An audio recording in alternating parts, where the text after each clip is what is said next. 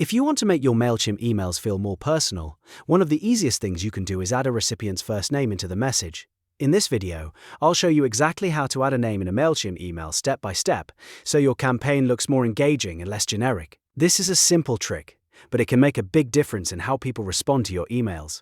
If this tutorial helps, make sure to hit that like button and subscribe for more simple software tips just like this. Alright, let's get started. First, go to the email editor in Mailchimp where you want to add the name.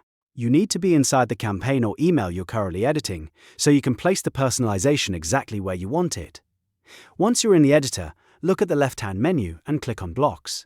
This is where Mailchimp stores the different content elements you can drag into your email.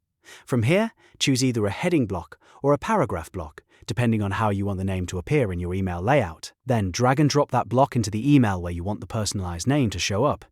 After the block is placed, click inside the text area to start editing. Type something like "Hi," and then prepare to insert the recipient's name. This is the part where Mailchimp's merge tags come in. To do that, click the three dots in the text editing options.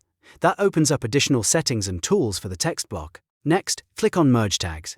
Mailchimp will show you a list of personalization options you can use in your email. From that list, click on First Name, which is usually marked as Popular. This inserts the merge tag that tells Mailchimp to pull in each subscriber's first name automatically.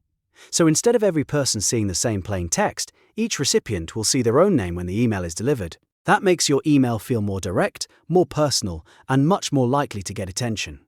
After inserting the merge tag, take a moment to review the text and make sure it reads naturally. You may want it to say something like "Hi first name" or "Hello first name," depending on the tone of your email.